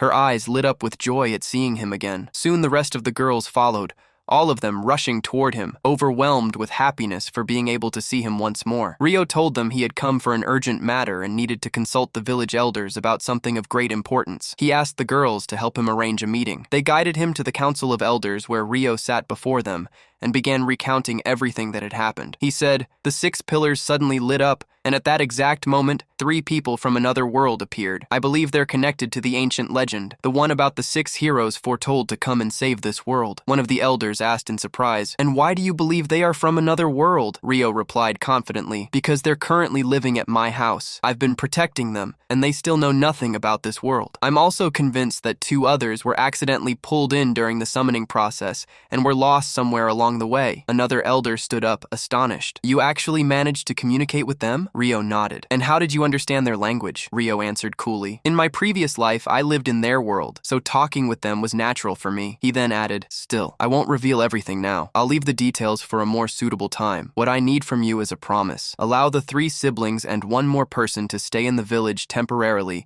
until I can find a way to return them to their world." The elder asked, "We understand the part about the 3 siblings, but who is the 4th person?" Ryo replied, "She's my teacher. I saved her from a political marriage that would have destroyed her. On her wedding day, I rescued her from that fate." The girls present looked at him in admiration, touched by what they heard. The elder nodded and said, "I agree to welcome them into the village, but under one condition. If they ever return to their world, they must never reveal the secrets of the spirit village." Ryo accepted without hesitation, and it was agreed that he would personally bring them to the village. That night, Ryo stood with Latina and said, "I'm sorry for talking about my past life in front of everyone, but I had to do it to explain things to the elders." She asked him, "Do you think I should tell them the truth too, that I'm also from another world?" He replied, "You're not obligated to say anything. If you want to keep it a secret, then keep it to yourself." She asked again, "Those people who appeared, they're from your world, aren't they?" He answered, "Yes, they're from my world." She followed up, "Did you tell them that?" Ryo nodded. "Yes. If I hadn't, they would have asked how I understood their language. I had no choice but to tell them. But even if more people from our world appear, you'll still be special to me, Latina." Then he explained, "One of them is a girl who was my childhood love. The others are her siblings. Still, I've kept it a secret that I'm the same boy she once loved for 2 reasons. First, they're still adjusting to this world. Second, I'm no longer the same person I used to be in the other world." He asked Latina to keep this conversation between them. The next day, Ryo said goodbye to Latina and the rest of the girls, telling them he would travel to retrieve the 3 siblings. He would be gone for about 2 weeks, and so he departed. We then shift to a completely different kingdom where the king was seated in a grand hall with a princess.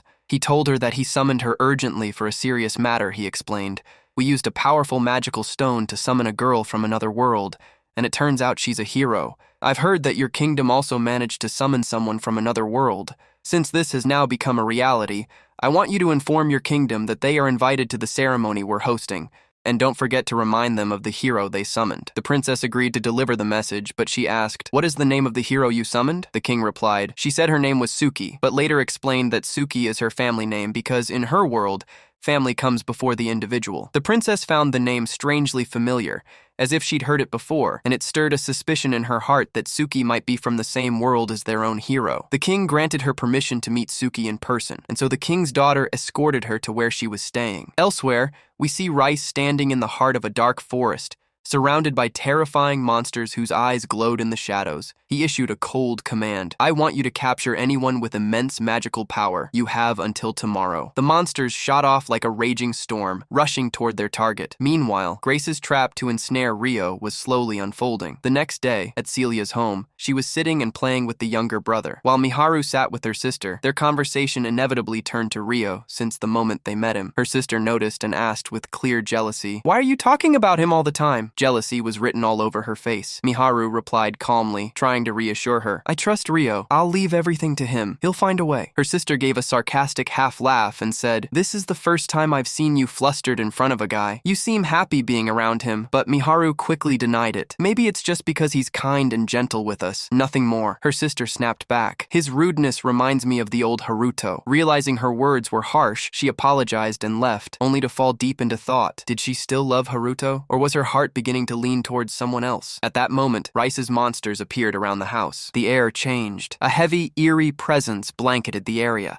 Miharu and her sister froze in fear and rushed to get inside. But the monsters broke through the magical barrier and stormed in with terrifying force, just as it seemed everything would end. Aisha appeared, unleashing a powerful spell that drove the monsters back. She said, "They were drawn by the barrier's energy, but don't worry, I'll protect you even if it costs me my life." Before she could finish her words, a massive beast lunged at Miharu and her sister. At the last moment, Celia intervened and saved them both. Suddenly, a whirlwind of power burst through the air. Ryo had arrived, throwing himself into the battle with everything he had. The monsters fought back with abnormal strength. They weren't ordinary creatures. Aisha told him, "These monsters don't emit the usual aura. Their dark color exposes what they truly are, something entirely different." Ryo managed to take one down only to find its body vanish and leave behind a strange crystal. He realized this was no illusion. These were real beasts. At the same time, Aisha used her magic to eliminate the rest. After the battle, Ryo gathered everyone and said, "We have to move immediately. The danger is far from over." On the other side,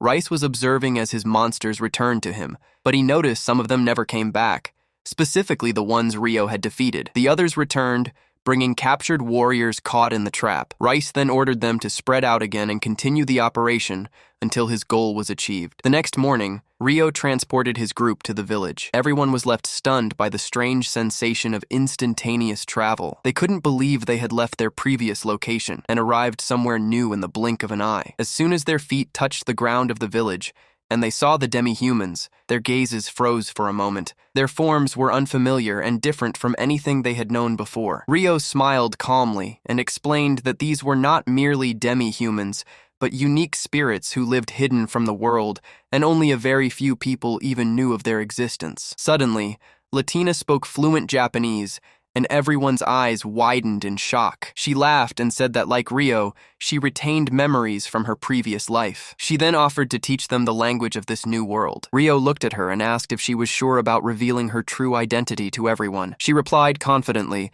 that she had already told the village elder and her friends long ago, and they had accepted her as she was. The moment she heard Miharu's name, she immediately recognized her and welcomed her warmly. They then began a calm tour around the village. They noticed that the villagers were eyeing them with cautious, mixed expressions, curiosity laced with fear. Ryo explained that the village had been isolated from the human world for a long time, and its people were naturally reserved when dealing with outsiders. Soon after, the village chief and the other elders arrived, warmly welcoming the guests. They held a small celebration adorned with lights and incense, where Deuce greeted them kindly, and the joy spread throughout the place. Miharu's younger sister watched the scene with sparkling eyes. She noticed how the villagers interacted with Ryo with love, respect, and trust, and she felt that this young man truly was someone worth relying on. The next day, Ryo and Celia said their farewells to everyone. Miharu had prepared a generous meal for them, and while looking at Ryo with grateful eyes, said, "Thank you for everything you're doing for us. I promise I'll repay you one day." He simply smiled in return, then departed with Celia and Aisha, heading towards Celia's family estate. Meanwhile, in another part of the kingdom, the summoned hero from another world was standing before the princess. She told him that a special ceremony would be held to welcome the newly summoned heroine, and that he was personally invited. She also mentioned that Princess Flora and the Duke would be attending. Although the Duke had the final say in such matters, the hero was already distracted. Captivated by the princess's charm, he immediately accepted the invitation and asked if she herself would be attending. When she said yes, he smiled and confirmed he would definitely be there. That night, Ryo and Celia arrived at her family home. She was overwhelmed with emotion upon returning. She told Ryo that there was a secret passage in the garden, one that only family members knew about, and suggested they use it to leave the letter, but Ryo preferred to use spiritual arts to hide their presence. And indeed, they succeeded in entering unnoticed by the guards. At that very moment, Celia's father was sitting in his study. When she lit the lantern, the crystal beside him glowed, signaling that his daughter had arrived. He rushed to the passageway,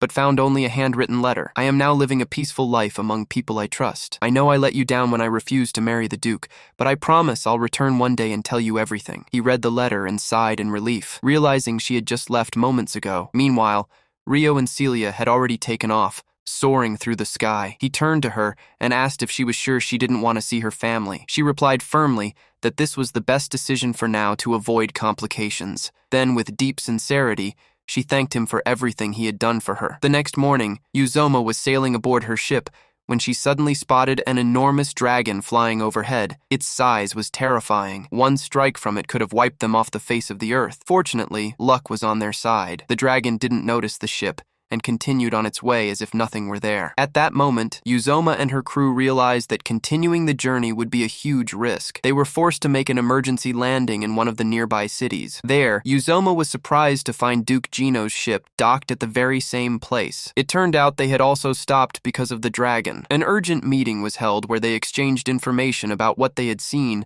and tried to assess the nature and path of this mysterious creature. In the same city, Ryo and Celia were together, but they had lost track of Aisha. They searched for her until they found her calmly eating in a food stall, completely unbothered. As Ryo entered, the vendor looked at him and asked, "Are you that girl's servant?" Ryo hesitated for a second, then replied, "Yes, I'm her servant. I'll pay for what she ate." But the man reassured him, "No need to pay today. The whole city is exempt right now because summoned heroes from another world here, and they've been invited to a grand ceremony in a city called Galar." At that, Ryo asked nervously, "Do you know their names?" The vendor replied that he didn't, but he heard their ship was headed to Galark for the ceremony. During the meeting, Sama said that the presence of such a powerful dragon nearby was terrifying and dangerous, far beyond what humans could handle. Uzoma replied that in the worst-case scenario, if the dragon threatened the city, they would propose evacuation. Sama then asked her what she planned to do now. She said she was returning to her homeland. She had left her assistant in charge, but in truth, she was the actual ruler, and her country needed her. Sama looked concerned and said that returning now was risky, but Uzoma reassured him that her maids were used to battle and danger. Sama responded firmly, "I'm a hero. How can I stand by and watch? I'm coming with you." One of them tried to object, but Gustav interrupted, saying, "He's a hero. Our status does not allow us to stop or command him," Uzoma then clarified that Sama was a hero from a different kingdom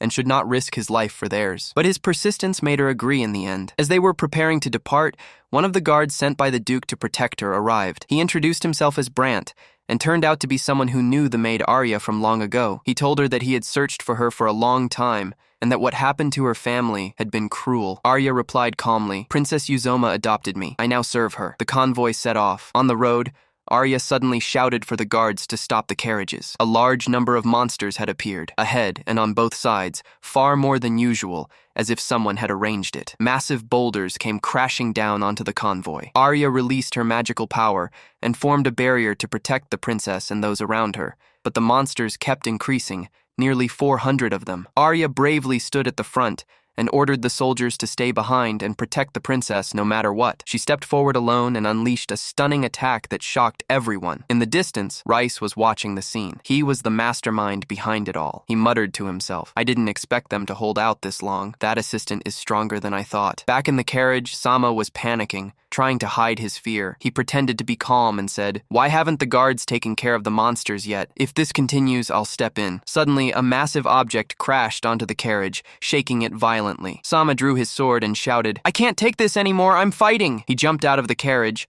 followed by the two princesses. Uzoma cast a barrier spell to protect Flora. Still, Sama hesitated to unleash his power. He knew that activating it would draw the monsters toward him, and the truth was, he didn't have the real skill to face such overwhelming numbers. So, he asked the third princess to tend to Flora and help a wounded soldier. She used a healing technique that revived their morale. Her assistant soon returned and reported that she had eliminated many of the monsters. The princess smiled confidently and said, "I'm counting on you. Finish the rest." Her assistant charged forward, fighting with such power that Brant stood in awe of her strength. But the true shock came when a minotaur appeared. The massive beast approached Sama with heavy steps. Sama collapsed to the ground, frozen in terror. The beast charged toward the maid, who barely dodged the first strike. Still, that light blow flung the carriage away, nearly killing Flora until Uzoma saved her at the last second. Just as the beast was about to swing its massive sword again, a sharp flash cut through the air. It was Ryo descending from the sky. He raised his sword and sliced through the Minotaur's body,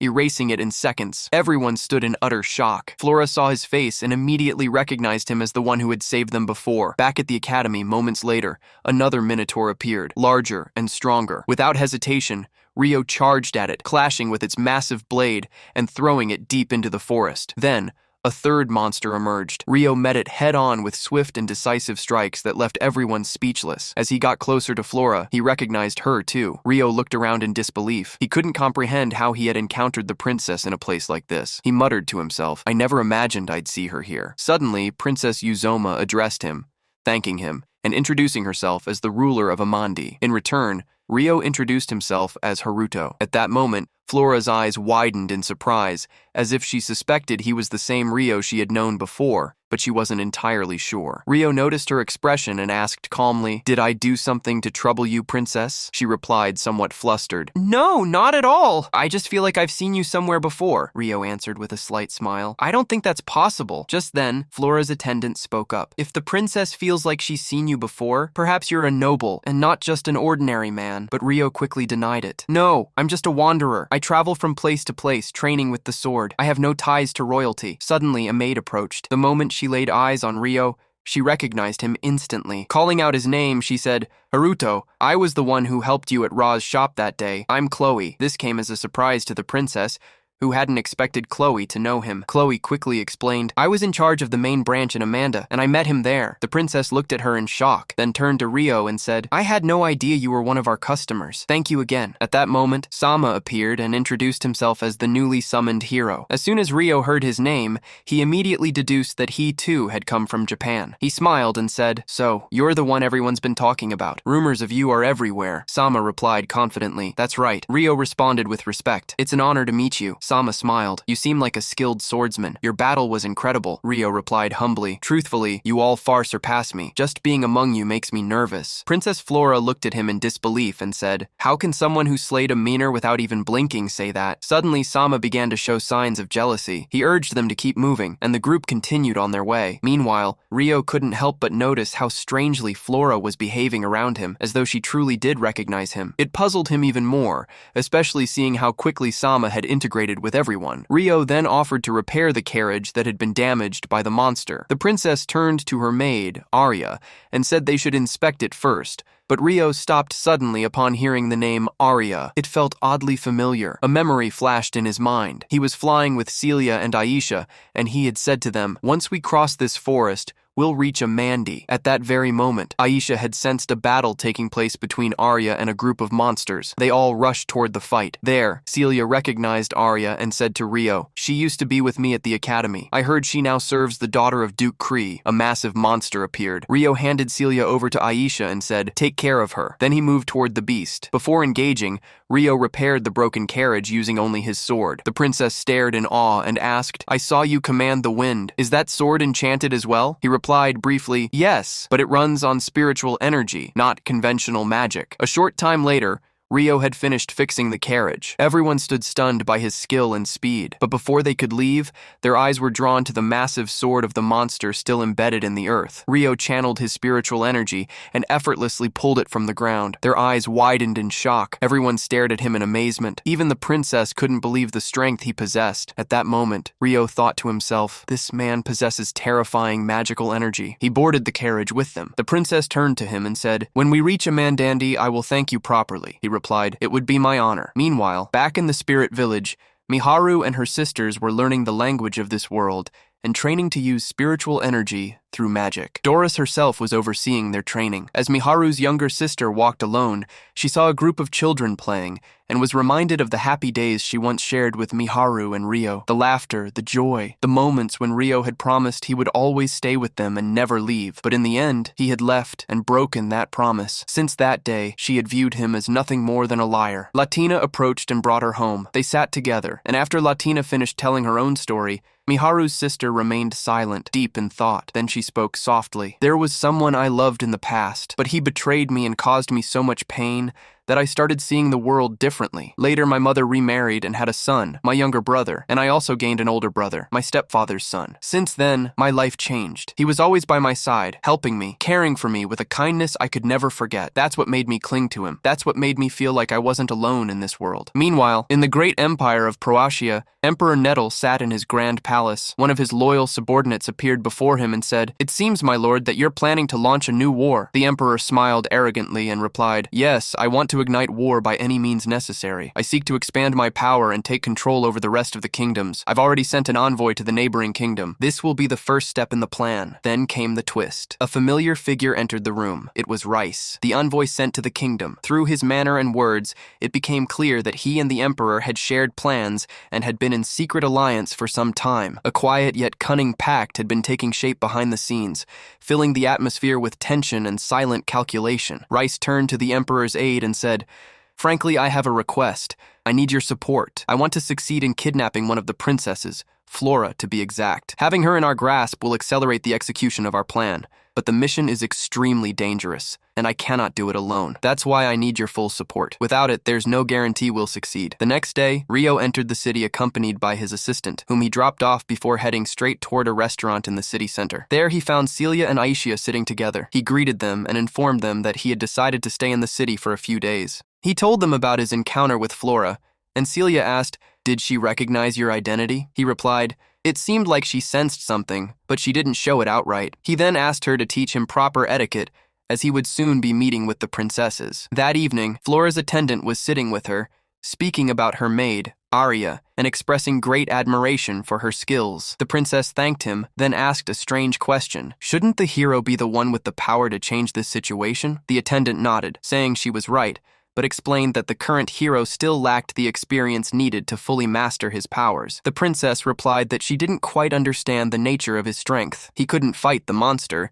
yet he lifted the massive sword with ease. She wondered aloud whether the source of power was the sword itself. The attendant agreed it was a strong possibility, especially since the sacred magical affinity only appears to heroes. He added that displaying such strength raised deeper questions. The princess then asked, "So, you think he just needs more experience and nothing more?" The attendant confirmed it. "He lacks experience for now, but I've been putting him through illusion-based battles against knights to help him improve." The princess remarked that his first real battle hadn't gone well at all. The attendant responded, "Let's treat it as a learning opportunity, nothing more." He added, "Despite everything, we can't deny that he was the one who saved us all. He defeated 3 minotaurs at once and demonstrated incredible control over the enchanted sword in his possession." At that moment, the princess began to suspect his identity. "He may be from a noble family," she said, "but hiding his true origins from everyone." The attendant urged her to learn more about him and suggested he attend the upcoming meeting. She agreed, and he also requested that she send knights to investigate the forest for any clues regarding the monster's appearance. The scene shifted to 2 of the queen's guards,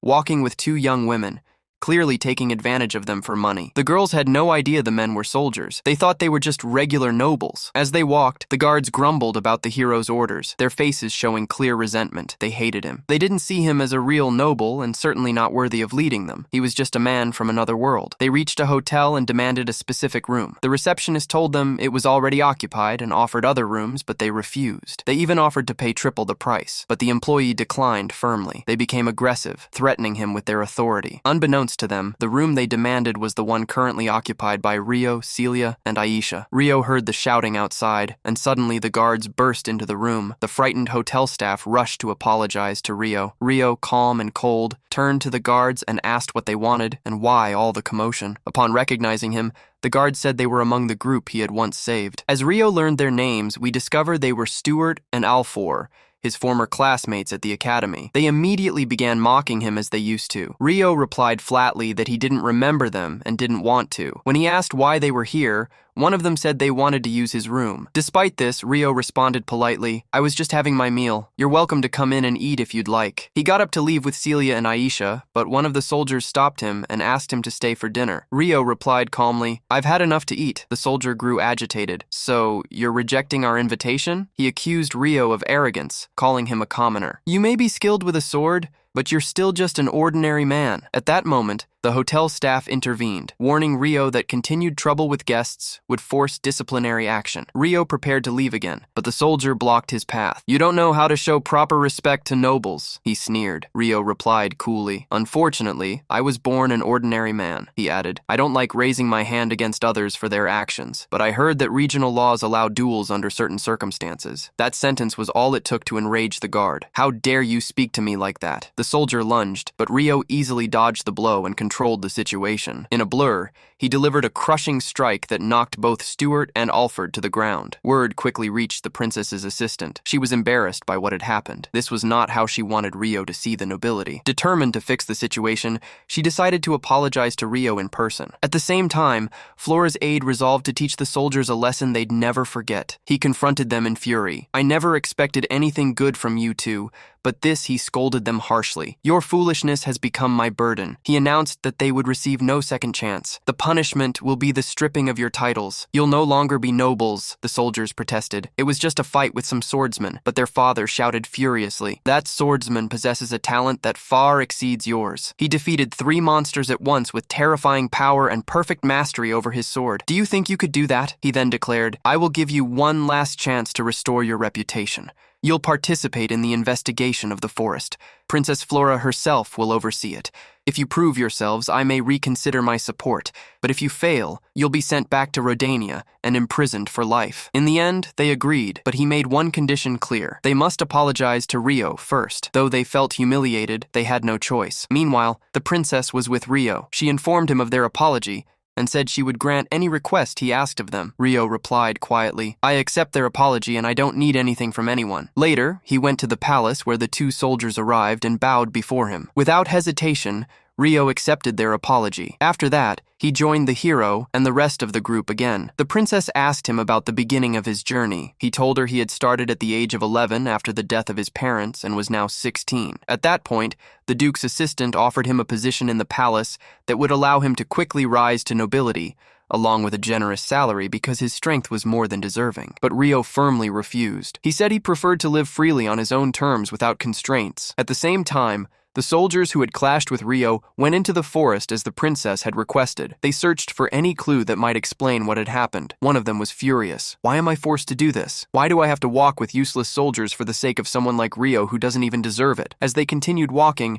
their captain warned them of possible monster attacks. Then suddenly, the emperor's assistant appeared before them. After that, the scene shifts to Miharu, who was standing in the village square, drenched in sweat from intense training. She gripped her sword tightly, focusing on each and every strike. The village boys and girls stood nearby, watching in awe. They couldn't understand how she possessed such unwavering determination, or why she pushed herself so harshly. One of them asked, "Why are you doing this? Why do you train day and night?" Breathing heavily, Miharu replied, "I do it so I won't be a burden on Ryo. He always fights and risks his life to protect us. But this time, I want to protect myself and protect him too. I don't want to remain weak, always waiting for him to save me." At that moment, the scene shifts again to the emperor's assistant, standing with coldness in his eyes. Beside him was Rice, staring in silence, uncertain why they had come to this place. Rice gave a sly smile and said, "We came here specifically for you. We knew you'd arrived." He slowly drew his sword, his eyes gleaming with menace, and ordered the emperor's assistant to eliminate them and end the story once and for all. The assistant, however, looked at them with disdain. "These are just children," he thought. "They don't stand a chance." Their leader stood firm,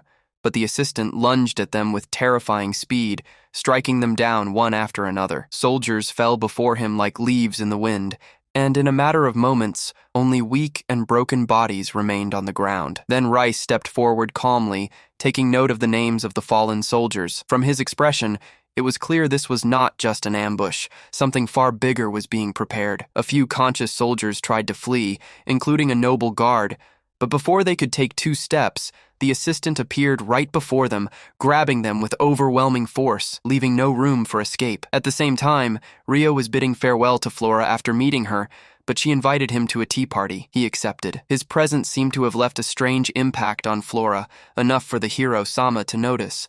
He said to her, "Ever since Ryo appeared, your eyes haven't left him. You've changed."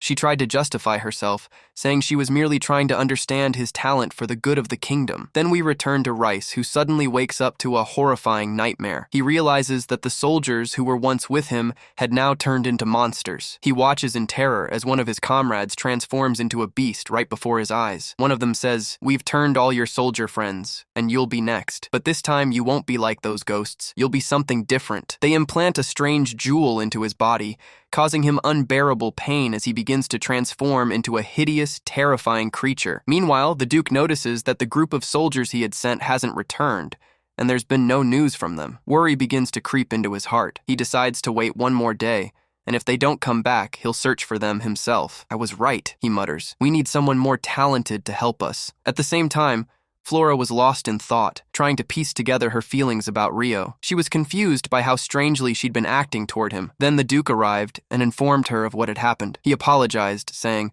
"My soldiers were lost because of this mission," but the princess admitted her mistake. "I should have sent my own guards, not yours.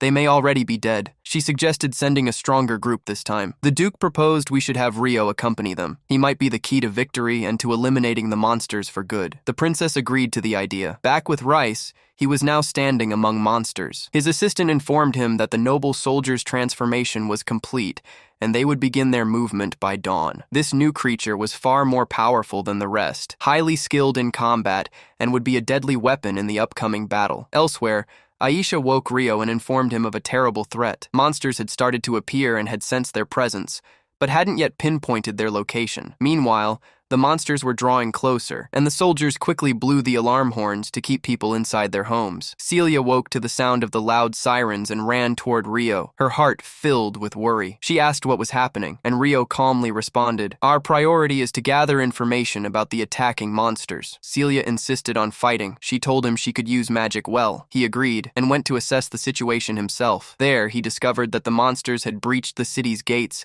and broken through the surrounding defenses. Despite everything, Ryo still believed there was hope, but suddenly, Aisha returned and warned him. Another group of monsters was entering the city from a different direction. This meant the city was now surrounded. The citizens began fleeing east, but that created a new problem. The monsters had already infiltrated from that very side. At that moment, the soldiers prepared to launch a full-force attack, but the monsters' strength was overwhelming. They destroyed the palace's main gates and burst inside. Even the maids began defending themselves. It was chaos until Ryo intervened. He charged a monster head-on, taking it down. Then another group, he defeated them as well. Everyone watched in awe. At the same time, the princess was directing the remaining soldiers, trying to hold the lines. One of the female guards informed her, "Thanks to Ryo, we've regained control over much of the battle." Relieved, the princess felt a bit more at ease. But far away from all this, Rice and the emperor's assistant were hiding in a distant location, watching everything unfold with twisted joy. They had succeeded in unleashing the monsters deep into the kingdom. Meanwhile, Ryo continued fighting with unmatched skill. Even the soldiers couldn't take their eyes off him. His power stunned everyone, but in the middle of the battle, he noticed something strange. A group of monsters was standing still, not participating in the fight. He quickly realized they weren't real monsters. They were kingdom soldiers transformed by Rice's dark abilities. As he focused on their faces, he said to himself, "I remember fighting these men before. Back then, I could take them down in seconds. If one of them manages to sneak into the city now, they could cause chaos. Their goal isn't just a fight, it's something else entirely." But instead of wasting time on them, Ryo decided to move to another area to keep fighting and stop the monsters from advancing further. At that moment, the soldier monsters began releasing strange and terrifying screams. The guards stood frozen, unable to understand what was happening. Suddenly, Rice turned to the noble soldier and said, "It's your turn now. Go and attack them yourself. We're counting on you entirely." Suddenly, the monsters surged forward like a raging storm and tore through the soldiers mercilessly. The catastrophe worsened when a massive monster appeared, shaking the earth with each step it took. At that moment, Arya, Flora's maid, decided to stand in the monster's way and resist it with all the strength she had. Meanwhile, Ryo noticed another monster rushing at a terrified little girl who couldn't move. He launched forward at full speed and sliced the beast in half before it reached her, only to find another monster behind him, which he also eliminated instantly. Soon after, a confused guard approached Ryo and said, "You're Ryo, right? I have an urgent message from the princess. You must go to her office immediately." At the same time, the noble soldier stood beside the emperor's assistant, who told him coldly, "Your mission begins now. Attack the princess and the hero, but do not harm the princess. Do you understand me?" Nearby, a guard overheard the conversation. The assistant noticed him and ordered the noble soldier to silence him. The soldier obeyed and killed him instantly. However, the guard's dying scream reached those in the princess's office, alerting them that something was wrong. Suddenly, the noble soldier stormed the office, accompanied by terrifying monsters that attacked without hesitation. The hero immediately reacted, and one of the queen's guards stepped forward to defend, but a massive beast blocked his way and overpowered him with ease. In the next instant, the noble soldier struck the hero with devastating force, knocking him unconscious in one blow. Everyone was in shock, not just because of the monster's power and appearance, but because he spoke. That had never happened before. Then the creature rushed at Duke Irvy, his own father, and landed a deadly blow to his abdomen. The Duke's other son, engaged in battle with another monster, couldn't help him. The beast continued its assault, then grabbed the Duke and hurled him toward his frozen son. With all the enemy monsters occupied in battle, the princess saw a chance to escape. She ran swiftly, but as soon as she exited the office, she was shocked to find the emperor's assistant standing there waiting. He grabbed her and left the building. Meanwhile, Ryo stood next to the other princess, who thanked him for saving her. But Aisha interrupted, saying there were still monsters inside the building. The princess couldn't believe it. She said the building was protected by elite soldiers, and no such reports had reached her. But Ryo and Aisha insisted, so the princess took their advice and ordered the soldiers to search the entire place. At that moment, Rice spoke with the emperor's assistant, telling him to escape with the princess to avoid being caught in a pointless battle. It became clear that the real objective from the beginning had been to kidnap the princess. Elsewhere, Flora's assistant was fighting the monsters with all the magical techniques she knew, but she quickly realized her attacks had no effect. She was on the verge of collapse. Suddenly, the hero awoke, his eyes filled with fury, and lunged at the monsters with a strength no one expected. He eliminated them one after another, then launched a water elemental assault on the noble soldier, destroying everything around him. The disaster was that Ryo and Flora were on the lower floor of the same building. When they saw the massive explosion, they realized it came from the very room where the hero and Flora had been. Yet to everyone's shock, the noble soldier survived the hero's attack. As he moved to pursue the monsters,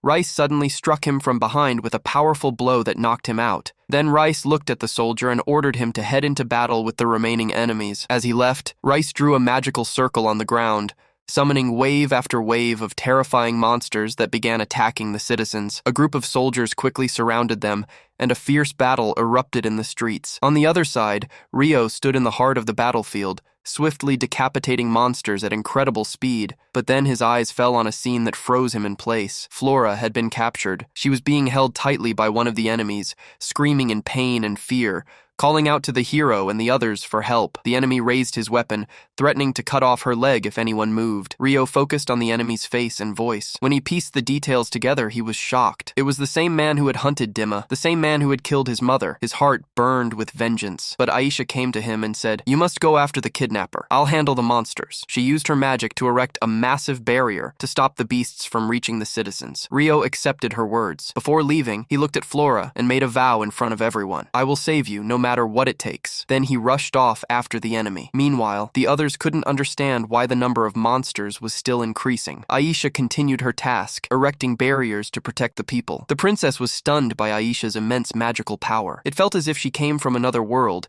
but Celia approached her and explained that Aisha possessed the same mysterious magical force as Ryo. Indeed, Aisha began unleashing her terrifying power against the monsters. She struck them with relentless magic, but they soon surrounded her from all sides. At that moment, the noble soldier returned, headed straight for Ryo's group. It was clear he intended to eliminate them, especially Aisha. As soon as they heard his voice, everyone was stunned. His words revealed something mysterious, but before they could make sense of it, one of the monsters broke through the magical barrier protecting the princess. She quickly constructed a stronger stone shield to protect everyone. Meanwhile, Aisha faced the noble soldier, who attacked with a flurry of powerful strikes. She dodged every blow with incredible finesse, and in the critical moment, she landed a single decisive slash, severing his head and ending him in a pool of blood. At that time, Ryo was flying through the sky using his magical powers. Having successfully tracked the killer's trace, he arrived at the killer's location and found him standing there with Flora. The killer was utterly shocked. No one had ever managed to follow him so precisely before. Meanwhile, Miharu was experiencing a strange dream. She saw a man standing before her, holding his sword and radiating a terrifying rage. She also saw Ryo's mother lying in a pool of blood with a small child who resembled Ryo standing beside her. Over her lifeless body stood the killer himself. Then Ryo appeared in the dream, drew his sword, and sliced off the killer's head. Miharu woke up shaken, feeling that this was not just a random nightmare. It was deeply connected to what was actually happening. Back to Ryo, standing before the Emperor's assistant, who was none other than his mother's killer. Ryo asked him to identify himself before drawing his sword as if ready to kill Flora. But Ryo's cold, indifferent gaze made it clear. He didn't come to protect Flora. He came for one reason only: revenge. The killer understood this, uncovered his face, and asked if Ryo had been searching for him all this time. Ryo replied sharply, "Yes, you are my true target since the beginning of my journey." The killer attacked with all his strength, but Ryo easily blocked the blows without flinching. Shocked by Ryo's strength and speed, the killer drew a massive sword. But even then, Ryo handled it just as effortlessly. It became clear that Ryo didn't want Flora involved in the fight. His focus was solely on the man who destroyed his family. Elsewhere, Ryo's group was still battling the monsters, but Celia noticed something strange. All the monsters seemed to target her specifically, as if someone had marked her out. Back with Ryo, he asked the killer why he bore such hatred. The killer said he would tell him everything if he made sure the princess stayed out of the fight. Ryo agreed, and the killer began his confession. 10 years ago, I was your father's friend, but I betrayed and killed him. When I tried to kill you, your mother intervened, so I killed her too. Dumped her body in the trash after forcing her to drink something that weakened her completely. When I was about to kill you, she begged me to spare you, and I did. I was sure that one day you'd come back to avenge them, and here you are. Though I must say, your hair color has changed. A wave of sorrow and bitterness struck Ryo as he remembered his painful past. Yet, he did not break down. He had endured too much to fall. Now, at that moment, Flora realized that Ryo was the same boy from the academy. Despite his appearance having changed, she was shocked, but deep down, joyful to finally understand the truth. Suddenly, Ryo burst with fury and slashed off the killer's arm. The killer panicked and tried to flee,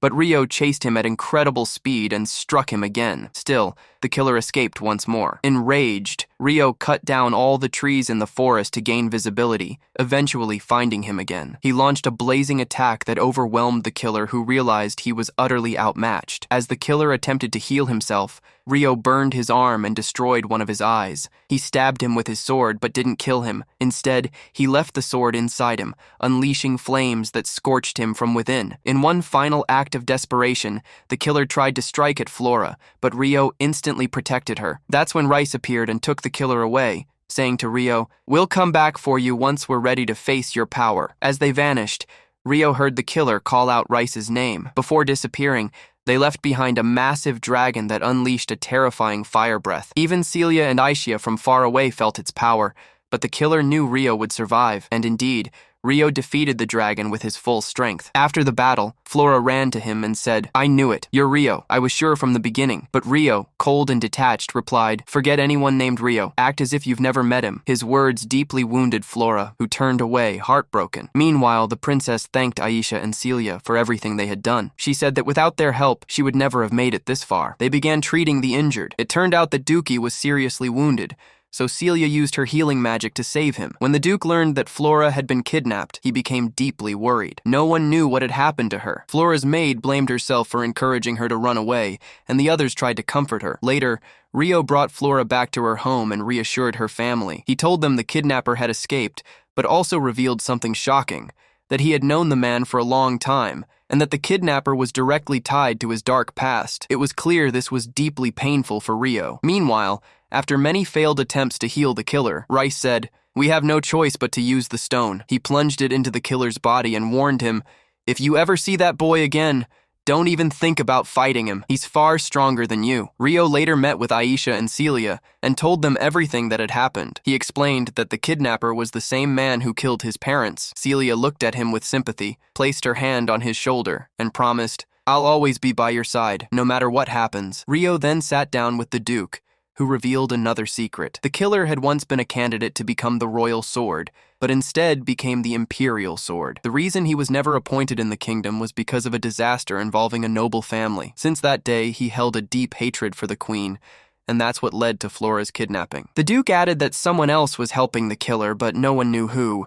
It was someone whose face was always covered. He hinted that it might be Rice. The Duke offered to give Ryo anything he wanted as compensation. Wealth, land, anything. But Ryo simply replied, "I want nothing except to attend the hero welcome ceremony." The Duke agreed, but Ryo made another decision. He would leave the kingdom until the day of the ceremony, afraid that his true identity might be revealed. Ryo returned to the spirit village where Latina welcomed him with joy, her smile never fading. The whole village was thrilled to see him again. They began sharing stories of their achievements during his absence. But Ryo had bigger news. He had found the location of their missing friends. They had been summoned as heroes to fulfill a prophecy, and they would appear at the upcoming ceremony. That's when everyone would be reunited again. But the question remains, will Ryo succeed in returning Miharu and the others to their world? And will he continue his pursuit of the man who murdered his mother to the very end? This is the end, so don't forget to like and subscribe. Goodbye.